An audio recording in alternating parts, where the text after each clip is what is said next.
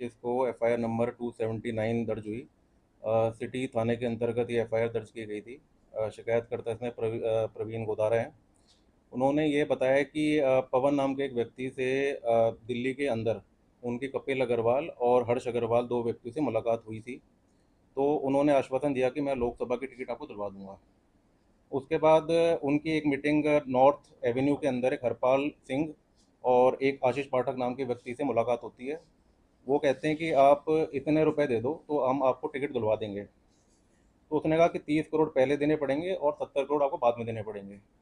तो इस दरमियान जब उनकी मुलाकात हुई, 20 करोड़ 70 करोड़। हाँ 30 करोड़ एडवांस दे देंगे और 70 करोड़ बाद में दे देंगे। सर यहाँ पे नहीं, कंफ्यूजन में आ गया, करोड़ का नहीं है सर। हाँ 30 लाख और नहीं नहीं, करोड़ में बात हुई थी इनिशियली जो इनके बीच 1 अरब हो गया, फिर तो 30 करोड़ 70 करोड़ मिला। हाँ 30 करोड़ एडवांस अच्छा, और ठीक है। 70 करोड़ बाद में। कोई इस टाइप की इनिशियली डिमांड्स हुई थी। उसके बाद जब इनकी और भविष्य में मीटिंग्स हुई तो उस टाइम पर ये बात होगी कि आप हमको अभी 70 लाख रुपए दे दें। तो इसमें प्रवीण गोदारा था, उसने ऑनलाइन ट्रांजैक्शन करके 63 लाख रुपए ट्रांसफ़र कर दिए। तो इसमें जो अकाउंट इस्तेमाल किए गए थे वो कपिल अग्रवाल के किए गए थे और कपिल अग्रवाल ने ये पैसे लेने के बाद आशीष पाठक को ट्रांसफ़र कर दिए थे। तो दोनों को हम लोगों ने कल गिरफ्तार कर लिया है। और उसके अंदर जो पूछताछ में ये पता चला है कि कपिल अग्रवाल ने पैसा लिया था तो आशीष पाठक को जो दिया तो उसने पैसा को कैश में विड्रॉ करा के किसी थर्ड पर्सन को दे दिया है। वो कहते हैं कि कोई विजय भट्ट है और कोई सोलंकी है जो गुजरात के रहने वाले हैं। तो अभी हमारे पास गिरफ्तारी में 6 दिन की उनकी रिमांड पीरियड है। तो वो आज टीम दिल्ली में भी गई हुई है और जो भी इसके बाद मोबाइल फ़ोन सिम कार्ड्स वगैरह बरामद हुए हैं तो उससे भी हम लोग वेरीफाई कर रहे हैं कि और किन किन लोगों का इसमें रोल है। टोटल डील कितने रुपए में हुई सर? टोटल डील इनिशियली जो इनकी लोकसभा चुनाव से पहले जो डिस्कशंस चल रही थी तो उसमें करीब 100 करोड़ का इन्होंने क्लेम करा कि इतना रुपए आपको लगेगा। बट जब इनकी बार बार मीटिंग होने लगी, 2 बार 3 बार मीटिंग हुई तो फिर डील की जो अमाउंट थी वो थोड़ा थोड़ा करके कम होने लग गई। तो इसने इनिशियली कहा कि मैं इतने 63 लाख 40 हज़ार रुपये तक अभी देने की क्षमता रखता हूँ और उसके बाद जब आप मेरे को आश्वासन दे के कंफर्म करा देंगे उसके बाद मैं और आपको दे दूंगा। बट जब ये इलेक्शन का दौर चलता गया, नॉमिनेशन वगैरह होने लगे और जब उसको ये भरोसा हो गया कि मेरे को कोई टिकट नहीं मिलेगा तो ये उनसे वापस पैसे मांगने लगा। तो जब पैसे मांगने लगा तो उन्होंने मना कर दिया और बीच बीच में मीडिएट करके इन लोगों ने कुछ पैसा अपने पास मंगा लिया था।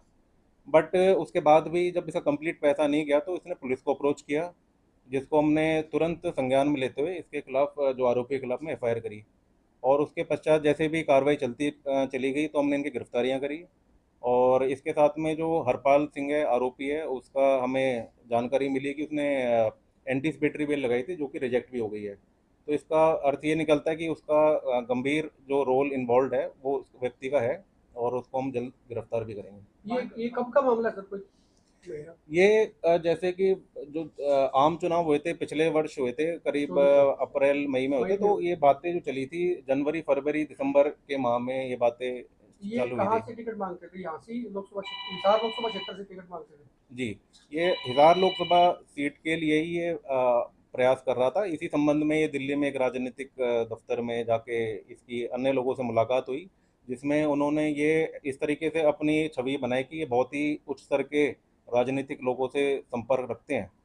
और उस भरोसे को ध्यान में रखते हुए ये उनके जानकारी में आता चला गया और जब उन्होंने डिमांड्स करी तो उसी अनुसार इसने राशि भी ट्रांसफ़र कर दी। इन लोगों का कनेक्शन जो है बीजेपी से है, इन लोगों का जो आरोपी है इनका भी कनेक्शन, क्योंकि ये जो खुद जो नेता है जो मुद्दई है ये बीजेपी से ताल्लुक रखते हैं। अब इसके अंदर जैसे कि हमने आरोपियों को पकड़ा है तो ये क्लेम करते हैं, अब राजनीतिक पार्टी से हम जो जुड़े हुए हैं तो उसमें हम इनके रिकॉर्ड्स वगैरह ले रहे हैं कि भाई ये किस प्रकार से और किस कैपेसिटी में उस पार्टी से जुड़े हुए हैं, वेरीफाई करवाने इस चीज़ को। सर इनके तार गुजरात से जुड़े हुए हैं? जी गुजरात से तार? हाँ, इसमें जैसे कि ये बता रहे हैं कि जो हमारे साथ में आशीष पाठक है तो उसके पास जो पैसा आया था मतलब कपिल अग्रवाल के अकाउंट के माध्यम से, इसकी एक ब्लू पैक करके कोई कंपनी है, एक आईटी कंपनी है जिसमें करंट अकाउंट चलता है। तो वो आशीष पाठक के नाम ही रजिस्टर्ड है और फिर इसमें जितनी भी राशि आई थी तो उसी के अकाउंट में आई थी जो उसके नाम है। और उसके बाद जब इसने उसका कैश विड्रॉ करवाया तो इसका कहना ये है कि मैंने इन दो व्यक्तियों को जो गुजरात से संबंध रखते हैं उनको दे दी, क्योंकि उसको ऐसा लगता था कि वो लोग भी राजनीतिक पार्टी में काफ़ी उच्च स्तर के लोगों को जानते हैं। तो ये एक तरीके से चेन बनी हुई है कि आशीष पाठक ने शिकायतकर्ता को एक आश्वासन दिया कि मैं बहुत उच्च स्तर में पार्टी को जानता हूँ, और उस वो किसी ऐसे ही व्यक्ति को जानता था जो किसी राजनीतिक पार्टी में उच्च स्तर की जानकारी रखता है। इस प्रकार से इनका कमीशन वगैरह और चेन एक बनी हुई थी। सिंडिकेट नेक्सस है क्या? अब जो प्राइमा फेसाई देखने में तो ऐसा ही व्यतीत होता है कि एक नेक्सस है, और जो इसमें आशीष पाठक है वो एक थोड़ा काफ़ी मास्टरमाइंड किस्म का व्यक्ति है, जो कि अपनी पहचान का दुरुपयोग करके अलग अलग लोगों से संपर्क बनाता है, दफ्तरों में बैठता है, राजनीतिक दफ्तरों में बैठता है, जहाँ पे ऐसा अपने आप को प्रकट करता है जैसे कि कोई बहुत ही ऊंचे स्तर पे राजनीतिक दल में मामला तो ये जानकार रखता है। बीजेपी का ही है ना सर ये? हाँ, पार्ट अभी जो प्रारंभिक जांच में तो यही मालूम होता है कि मतलब इस किसी पार्टी। नेता के नाम भी उन्होंने लिए हैं कि भी फलां नेता बीजेपी के कोई बड़े नहीं नेता नहीं, थे? ऐसा कोई नाम नहीं लिया, ये तो बस कहीं बीच बीच के लोगों से जानकारी रखते थे और उन्हीं का आश्वासन देके ये क्लेम करते थे कि जी हम। सर एक प्लेन सा क्वेश्चन है, जी। ब्राइब देने वाला डेमोक्रेसी के अंदर, यानी किसी नेता के नाम से ब्राइब देना, यानी किसी भी पार्टी की टिकट लेना ब्राइब से लेना, तो वो यानी कि ऑफेंडर नहीं है क्या? जी, मतलब इसमें सेक्शंस वगैरह जो हमारा प्रिवेंशन ऑफ करप्शन एक्ट है तो उसमें प्रोविजंस सब प्रकार के दिए हुए हैं। तो इस वाले जो पर्टिकुलर केस में है कि हम ये रोल एग्जामाइन कराएंगे कि भाई वो जानकारी रखते हुए इस प्रकार की राशि दे रहा था, कि मतलब उसको इस तरीके से दर्शाया गया कि ये वैध तरीका है जिस प्रकार से किसी टिकट को हासिल किया जा सकता है, और उस प्रक्रिया का एक ये हिस्सा बन गया।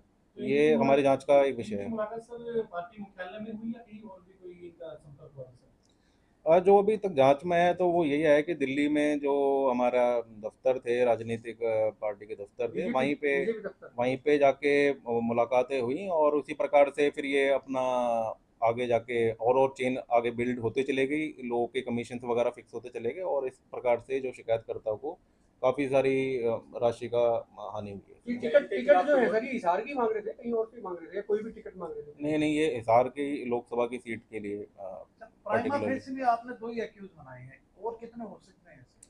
अब इस एफआईआर में 4 हैं, FIR मतलब जो आरोपियों को ठहराया गया है। एक तो जो कपिल अग्रवाल हैं उनके लड़के हो गए, एक हरपाल है जिनकी मैंने बताया था कि बेल भी रिजेक्ट हो चुकी है, और हम उसको जल्दी पकड़ने का पूरा प्रयास हमारा जारी है। ये और एफआईआर चौथा कब लॉन्च हुई सर? ये 22/4 अभी पिछले अप्रैल महीने। में? जी। अभी आपने तो दो इनके कोई दो के आरोपी- खिलाफ FIR की है? नहीं, बाई नेम 4 हैं, इसमें से हम 2 आरोपियों को पकड़ लिए, दो आरोप। और बाकी इसमें जो आरोपी हैं उनको भी हम जल्द पकड़ेंगे, उनसे पूछताछ भी तो करेंगे। इनके पास में सर और भी हल्के की टिकटों का कोई टेंडर था इनके पास में, किसी और से भी इनकी बातचीत चल रही जैसा है, या सिर्फ एक ही आदमी को इन्होंने ठगा है? नहीं, ये चीज़ हमने इनको रिमांड पीरियड पे लिया है, और हम इसको प्रॉपर तरीके से डेप्थ में एनालाइज करेंगे कि भाई मतलब इसमें ऐसे तुमने कितनों लोगों को पहले अपने इस जो इमेज का दुरुपयोग करके कैसे कैसे लोगों को और ड्यूप करा है या धोखाधड़ी करी है, वो सारी जांच में ये निकल के ऑफिस आएंगे। बीरर भी है क्या, किसी पदाधिकारी भी है पार्टी में? अब जांच में कुछ हमें पता चलता है कि ये जो अल्पसंख्यक जो माइनॉरिटी मिनिस्ट्री से कुछ संपर्क रखते हैं, हालांकि इन्होंने कोई भी ऐसे दस्तावेज तो हमको नहीं दिए हैं, तो वो भी हम लोग वेरीफाई करा रहे हैं कि भाई ये गलत मिसयूज कर रहा था कि खुद ही एक्चुअल में मेंबर था। ये सारी चीज़ें हम सर इनसे कोई राशि भी बरामद हुई है? इनसे कोई अभी तक राशि बरामद नहीं हुई है। इनसे शुरुआत में जब हम कंप्लेंट के स्तर पे थे तो इन्होंने कुछ राशि फॉर्मल चैनल से इन्होंने ट्रांसफ़र कर दी थी, मगर हमने हमारा कोई उस प्रकार का काम नहीं होता है, हमारा लीगल एक्शन लेने का कार्य होता है, तो हमने उसी तहत FIR दर्ज करके लीगल एक्शन लिया। ये जो मीडिएशन का काम है कोर्ट का काम होता है, तो कोर्ट के माध्यम से जो भी बरामदगी होनी है वो वहीं से करवाई कितने दिन जाएगी। के रिमांड पे है भाई? ये कल गिरफ्तार किए गए थे, तो 6 दिन की रिमांड पीरियड पे तो चल कहाँ रहा है। से गिरफ्तार किए गए थे? ये एक जो आशीष पाठक हैं, ये तो गुड़गांव के सेक्टर 4 से गिरफ्तार किए गए हैं, जो किराए के मकान पे रहते थे। और कपिल अग्रवाल हैं, ये राजेंद्र नगर दिल्ली के में अपने खुद के मकान में रहते हैं, CA का काम करते हैं।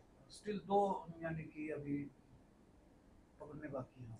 हाँ जी, 2 आरोपी अभी हैं, उनको भी हम लोग जल्द पकड़ के पूछताछ करेंगे। ठीक है सर। सर आपने बहुत कुछ रिवील कर दिया, तो बीजेपी का भी नाम लें।